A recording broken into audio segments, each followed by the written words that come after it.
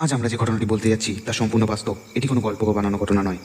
এখানে যা কিছু বলা হবে তার সব কিছুর পেছনে রয়েছে নির্দিষ্ট প্রমাণ ও প্রত্যক্ষদর্শীর অভিজ্ঞতা। এই ঘটনাটি অনেকের কাছে ভীতিকর বা অস্বস্তিকর মনে হতে পারে। আমরা কোনো ধরনের গুজব ছড়ানোর উদ্দেশ্যে কি বলছি না, বরং যা ঘটেছে সেটাই তুলে ধরার চেষ্টা করছি। যদি আপনারা দুর্বল চিত্তের হয়ে থাকেন অথবা এই ধরনের ঘটনা শুনে ভয় পেয়ে থাকেন, তবে এই আলোচনা থেকে আপনারা দূরে থাকতে পারেন। আমরা চাই না যে কেউ মানসিকভাবে কোনো আঘাত পাক। শোনার আগে নিজের সম্পূর্ণ সম্মতি এবং সাহসের সঙ্গে এগিয়ে যান। ওয়েলকাম ব্যাক বন্ধুরা, স্বাগত জানাচ্ছি রহস্য রাজ্যের একটি নতুন এপিসোডে। গত এপিসোডে একটি মজাদার গল্প শেয়ার করেছিলাম আমি, এবং সেটা আপনাদের অনেক পছন্দ হয়েছে, সেটা আমি রিয়াকশানস দেখে বুঝতে পেরেছি। তো আজকে কোনো গল্প না, বরং আজকে দুটো সত্যি ঘটে যাওয়া ভৌতিক ঘটনা নিয়ে চলে এসেছি। দুটি ঘটনাই অসাধারণ লেগেছে আমার পার্সোনালি। আশা করব তোমাদেরও ভালো লাগবে বন্ধুরা। আর ঘটনাগুলো কেমন লাগছে না লাগছে, আমার গলায় গল্প শুনতে বা ঘটনা শুনতে কেমন লাগছে, অবশ্যই তোমরা কমেন্ট বক্সে জানাও। নাহলে আমি বুঝতে পারবো না যে কোন ভুল ত্রুটি হচ্ছে। বা তোমরা যদি কমেন্ট বক্সে জানাও যে এইখানে একটু ঠিক করতে হবে, এই জায়গাটাতে একটু ঠিক করে বলতে হবে, আমি তাহলে আর একটু ভালো করে বলার চেষ্টা করব। আশা করছি তোমরাও বুঝতে পারছো। তো বেশি কথা না বাড়িয়ে আজকে চলে যাব আমরা দুটি ভয়ঙ্কর ঘটনা শুনতে। শুরু করছি আজকের এপিসোড। ঘটনাটি যিনি পাঠিয়েছেন নিজের নাম ঠিকানা গোপন রেখেছেন, অতএব তিনি যেরম করে লিখে পাঠিয়েছেন সেরম করেই বলার চেষ্টা করলাম। আমি বারাসাতের একজন বাসিন্দা, মুসলিম পরিবার থেকে বিলং করি। নিজের নাম পরিচিতি এই ঘটনাটির জন্য শেয়ার করা বাধ্যতামূলক না মনে করি, কারণ এটাতেই আমার ভালো হবে। তবে আজ যে ঘটনাটা বলছি সেটা আমার বাবার জীবনের শেষ ঘটনা, আর আমাদের পরিবারের সবচেয়ে ভয়ঙ্কর সত্য। আমার বাবার নাম ছিল আব্দুল রহিম। খুব সাধারণ মানুষ, নিয়ম করে রোজ নামাজ পড়তেন, রাতে দোকান বন্ধ করে বাড়িও ফিরতেন। কিন্তু আজ থেকে 12 বছর আগে এক রাতে বাবা আর আগের মানুষ থাকেননি। সেদিন রাত প্রায় 12টা 40 মিনিটে বাবা কবরস্থানের পাশের এক নির্জন রাস্তা দিয়ে বাড়ি ফিরছিলেন। চারপাশটা কেমন নিস্তব্ধ ছিল। হঠাৎ বাবা শুনতে পেলেন, রহিম। বাবা থমকে দাঁড়িয়ে গেলেন। চারদিকে তাকিয়ে দেখলেন আশেপাশে কেউ নেই। বাবা আবার হাঁটতে শুরু করলেন। হঠাৎ শুনলেন আবার পেছন থেকে আওয়াজ এলো, রহিম, এইদিকে আয়। সেই মুহূর্তেই বাবা পেছন ফিরে কবরস্থানের পাঁচিলের ধারে দেখতে পেলেন একজন লোক বসে আছেন। তার পরনে সাদা কাপড়, মুখটা নিচু। বাবা জিজ্ঞেস করেছিলেন, কে ওখানে? লোকটা ধীরে ধীরে মাথা তুলেছিল। বাবা পরে আমাদের বলেছিলেন, ওটা মানুষের চোখ ছিল না, চোখ দুটো জ্বলছিল। লোকটা নাকি বলেছিল, আজ তোর পালা। এর পরের কিছু বাবা আর মনে করতে পারেননি। সকালবেলা আমরা বাবাকে পাই বাড়ির উঠোনে, শরীর বরফের মতো ঠান্ডা, নখের ভেতর কবরস্থানের মাটি আর শুকনো ঘাস। সেদিন থেকেই বাবার মধ্যে অদ্ভুত পরিবর্তন আসা শুরু হয়। সবার আগে যেটা বদলে যায় সেটা হচ্ছে খাবার অভ্যাস। বাবা হঠাৎ করে কাঁচা মাছ খেতে শুরু করেন। একদিন মা রান্নাঘরে ঢুকে দেখেন কাঁচা রুই মাছ রক্ত চারিদিকে ছড়িয়ে রয়েছে, আর বাবা হাত দিয়ে ছিঁড়ে ছিঁড়ে মাছ খাচ্ছেন। মা চিৎকার করে ওঠেন, এবং মায়ের চিৎকার শুনে তক্ষুনি বাবা হালকা হালকা করে মুখটা তোলেন। চোখটা অস্বাভাবিক জল জল করছিল তার, আর শান্ত গলায় বললেন, ও কাঁচা চায়। সেই দিনই বুঝে গিয়েছিলাম আমি, বাবার ভেতরে অন্য কেউ আছে। মাঝে মধ্যে বাবা রাতে উঠোনে দাঁড়িয়ে থাকতেন, অন্ধকারের দিকে তাকিয়ে ফিসফিস করে বলতেন, কবরের গন্ধটা এখানে নেই। একদিন আমাকে বলছিলেন, ও আমাকে নিয়ে যাবে, আমি ওর কথা দিয়েছি। আমরা আর দেরি করিনি, সঙ্গে সঙ্গে হুজুর ডাকি পরের দিনই। হুজুর বাড়িতে ঢুকেই তার কিছু সন্দেহ হয়েছিল, সেই জন্য সে বুড়োটা তার, আমরা যেমন ভ্রুকুটি দৃষ্টি করে তাকাই না কোনো কিছুর দিকে, সেরকম তিনি তাকান আমার বাবার দিকে এবং কোরআনের আয়াত পড়া শুরু করেন। তা পড়া শুরু করতেই বাবা হঠাৎ করে ছটপট করতে থাকেন। হঠাৎ বাবার মুখ দিয়ে বেরিয়ে আসে একটা গম্ভীর গলা, থাম বলছি, এটা আমার এলাকা। হুজুরও সেই ভয়েস শুনে কেঁপে যান এবং তিনি বলেন, এই জিন কবরস্থানের পাহারাদার, যাকে একবার ধরে সে আর ফেরে না। শেষ ঘটনাটা ঘটে এক শুক্রবার রাতে, রাত প্রায় 2টো। হঠাৎ সব বাতি নিভে যায়, ঘরের ভেতরে কাঁচা মাটির গন্ধ আসতে শুরু করে। বাবা ধীরে ধীরে দরজার দিকে হাঁটেন। মা হাত ধরে টানতেই বাবার গলা বদলে যায়, ও এসে গেছে। উঠোন থেকে হাঁটার শব্দ শোনা যায়, কিন্তু সেখানে কেউ ছিল না। তারপর এক বিরাট চিৎকার। সকালবেলা বাবাকে আমরা পাওয়া যায়নি। সকালবেলাতেও বাবাকে আর পাওয়া যায়নি, না বাড়িতে, না রাস্তায়, না কবরস্থানে। শুধু কবরস্থানের পাঁচিলের ধারে বাবার 2টো চপ্পল পড়েছিল। হুজুর এসে আমাদের কাছে একটাই কথা বলেছিলেন, উনি মারা যাননি, জিন ওনাকে সঙ্গে করে নিয়ে গেছে। আজও মাঝে মধ্যে যখন রান্নাঘরে কাঁচা মাছ কাটি, আমার পেছন থেকে কেউ ফিসফিস করে বলে, ও এখন আমাদের সঙ্গে।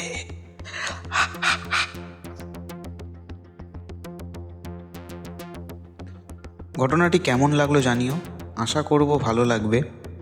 আর এটা আমার সাথে ঘটে যাওয়া সত্যি একটি দুঃখজনক তবে ভয়ঙ্কর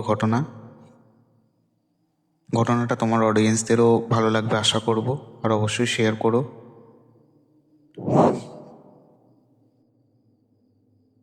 ঘটনাটি সত্যি অসাধারণ ছিল এবং সত্যি দুঃখজনক। নিজের প্রিয়জনকে হারানো এটা সত্যি ডিফিকাল্ট। আর এটা জেনেও সে মারা যায়নি। I am so sorry. তুমি যেই হও না কেন, যে আমাদের সাথে ঘটনা শেয়ার করেছো, তোমার বাবা যেখানেই থাকুক ভালো থাকুক সেটাই চাইবো। আর এত সুন্দর একটা ঘটনা, এত দুঃখজনক ঘটনাটা ছিল ঠিকই, বাট ঘটনাটা তুমি অসাধারণভাবে গুছিয়ে লিখেছো, যেটার জন্য আমি বলতে পেরেছি ভালোভাবে। অসংখ্য ধন্যবাদ জানাচ্ছি তোমায়। হ্যাঁ, তুমি আরও ঘটনা শেয়ার করো যদি তোমার কাছে ঘটনা থাকে, এবং তুমি যে এই সিচুয়েশানেও শক্ত রয়েছো, ঘটনা পাঠিয়েছো, এটা দেখেই বোঝা যাচ্ছে। ভেঙে পড়ো না, আমরা সবাই তোমার সাথে আছি। আর আজকে আরেকটি ঘটনা আছে, ঘটনাটা যাওয়ার আগে আমরা ডিসকাস করে নেব কিভাবে আপনারা আমাদের সাথে ঘটনা শেয়ার করবেন। স্ক্রিনে ভেসে ওঠা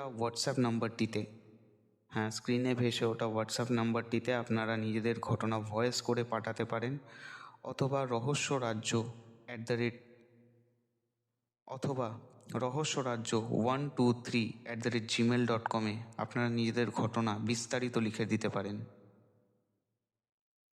তো চলে যাচ্ছি আজকের সরাসরি সেকেন্ড ঘটনাতে। শুরু করলাম সেকেন্ড ঘটনা।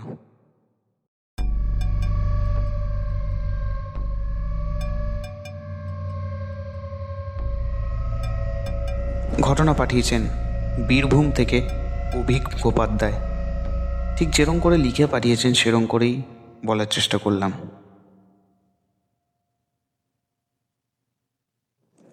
নমস্কার, আমার নাম অভিক মুখোপাধ্যায়। বাবার চাকরির সূত্রে বড় হয়েছি বীরভূমেই। আর ছোটবেলা থেকেই তারাপীঠের মন্দির আর শ্মশানের অলৌকিক কাহিনীগুলো আমাকে অদ্ভুতভাবে টানতো। কিন্তু যে অভিজ্ঞতার মুখোমুখি হয়েছিলাম তা আজও ঘুমের ভেতর দুঃস্বপ্ন ফিরে নিয়ে আসে আমার। ঘটনাটি প্রায় 3 বছর আগের। পূর্ণিমার আগের রাত, শ্রাবণ মাস। আমার কাকা অশোক মুখোপাধ্যায়, তিনি মন্দিরে নিয়মিত যেতেন মানত রাখতে। সেদিন তিনি বললেন, এ অভিক, আজকে রাত্রিরে একবার শ্মশান দিয়ে ফিরে আসি, চল। ভয় পাস না তো? আমি রেগে বললাম, ভয় পাবো কেন? আমি তো এখানেই বড় হয়েছি। তবে আমি জানতাম না সেই রাতটা আমার জীবনটাই বদলে দেবে। শ্মশানের ধারে অদ্ভুত অনুভূতি। মন্দিরের ঘণ্টা, ধুনোর গন্ধ, ঢাক সব মিলিয়ে তারাপীঠের রাতে অন্যরকম একটা উত্তেজনা থাকে। কিন্তু শ্মশানের কাছে পৌঁছাতেই সব শব্দ থেমে গেল। যেন আমরা এক বিচ্ছিন্ন পৃথিবীতে ঢুকে গেলাম। কাকা বললেন, দেখলি, বাতাস নেই, তবু ধূপের গন্ধ বইছে। এগুলো সাধকরা বলে মার উপস্থিতির লক্ষণ। আমি কিছু বলতে যাচ্ছিলাম, তখনই ডান দিকের ঝোপ থেকে একটা গম্ভীর কান্নার শব্দ ভেসে এলো। মানুষের কান্না, কিন্তু তাতে যেন কোনো মানুষ নেই। আমি থমকে দাঁড়ালাম। কাকা ধীরে ধীরে বললেন, চল, বেশি তাকাস না, রাতটা পবিত্র, কখন কি দেখতে পাবি বলা যায় না। তার কথাটা শেষ হতে না হতেই ঝোপের পাশ থেকে একটা সাদা ছায়া নড়ল। আমরা দেখতে পেলাম, স্পষ্ট বুঝতে পারলাম যে সেটা হলো একটা মহিলা। তার পা নেই, কিন্তু মাটিতে ছোঁয়া। চাঁদের ম্লান আলোয় আমরা দুজন যেটা দেখলাম সেটা কোনোদিন ভুলব না। একটা সাদা শাড়ি, লাল পাড় পরা মহিলা, খোপা নেই, চুল খোলা, মুখটা অস্বাভাবিক ফ্যাকাশে। কিন্তু সবচেয়ে ভয়ঙ্কর ছিল তার পা নেই। কিন্তু সে আবার দাঁড়িয়েও নেই, সে ভেসে আছে আমাদের দিকে। কাকা চিৎকার করে উচ্চারণ করলেন, জয় মা তারা। মহিলার চোখ দুটো ঠিক তখন আমাদের দিকে উঠল। তার চোখ দুটো একদম লাল রক্তের মতো। আমি অনুভব করলাম আমার হাঁটু কেঁপে যাচ্ছে, বুকের ভেতর হৃৎপিণ্ড যেন ছটফট করছে। কাকা আমার হাত চেপে ধরলেন, পেছনে হাঁট, চোখে চোখ রাখিস না। কিন্তু ততক্ষণে দেরি হয়ে গেছে। মহিলাটা হঠাৎ ভয়ঙ্কর গতিতে আমাদের দিকেই আসতে শুরু করেছে। আমরা দৌড়াচ্ছি, কিন্তু পায়ের নিচে যেন কেউ আটকে রেখে দিয়েছে। মহিলাটির আঁক আঁক শব্দ ক্রমশ কাছে আসছে। ঠিক তখন কাকা আমাকে একটা লালচে আলো দেখিয়ে বললেন, যান বাঁচানোর তাগিদে আমরা মৃত্যুর মুখ থেকে পালাতে লাগলাম। কিভাবে মন্দিরের ছোট কালীস্থানে পৌঁছালাম বুঝিনি। সেখানে পৌঁছে আমরা দুজনই মাটিতে পড়ে গেলাম। মন্দিরে এক পুরোহিত মশাই ছিলেন। তিনি আশ্চর্য হয়ে জিজ্ঞেস করলেন, কারে দেখলে, কারে লাগলো? কাকা হাঁপাতে হাঁপাতে বললেন, ওখানে সাদা শাড়ি, চোখ লাল, ভাসতে তাকা মাইয়া। পুরোহিত মশাই চুপ করে গেলেন। তারপর ধূপ আর গঙ্গাজল আনিয়ে আমাদের মাথায় ছিটিয়ে দিলেন। ধীরে ধীরে বললেন, আজ পূর্ণিমার রাত। এই রাতে অশান্ত আত্মারা বেরোয়। শ্মশানের ওপাশে এক নারীর দেহ এসেছিল সন্ধেবেলায়। তার আত্মাটা এখনো পথ খুঁজে ফেরে। আমার সারা শরীর ঠান্ডা হয়ে গেল। কিন্তু এটা তো শুধু শুরু ছিল। পরের ঘটনাটা সবচেয়ে ভয়ঙ্কর। আমরা তখনও কালীস্থানে বসে, পুরোহিত দাদা মন্ত্র পড়ছেন। এমনি সময় মন্দিরের পেছন দিকে একটা ঘন্টা বেজে উঠল। কেউ নেই, তবু ঘন্টার আওয়াজ। পুরোহিত মশাই ঘাবড়ে গিয়ে বললেন, ও এখনো তোমাদের পিছু করছে? কথা দাও আজ রাত আর শ্মশানের দিকে যাবে না। কাকা মাথা নেড়ে বললেন, না দাদা, মায়ের নামে প্রতিজ্ঞা, আর কখনো না। আমি চুপ করে বসে রইলাম। তবে আমার চোখে তখনও ভাসছে সেই মুখটা, সাদা শাড়ি, লাল চোখ, আর মাটি ছুঁতে না থাকা শরীরটা।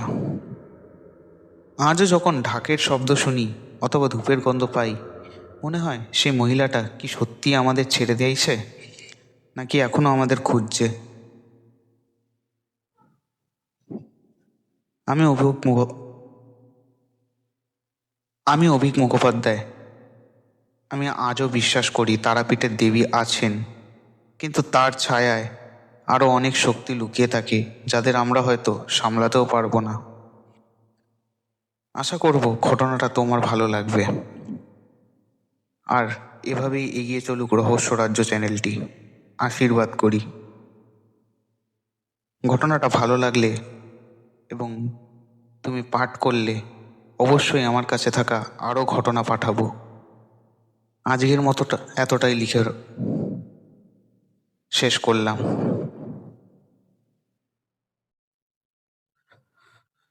অসংখ্য ধন্যবাদ অভিক তোমাকে একটি সুন্দর ঘটনা রহস্য রাজ্যকে উপহার করার জন্য।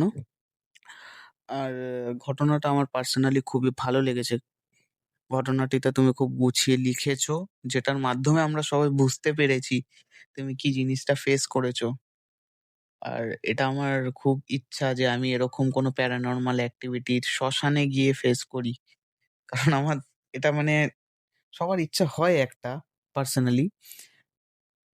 আর তুমি যে টাইমটার কথা বলছো পূর্ণিমার আগের রাত্রিরে, সত্যি ওই টাইমটাতে এই প্রেতাত্মারা একটুখানি শক্তিশালী থাকে।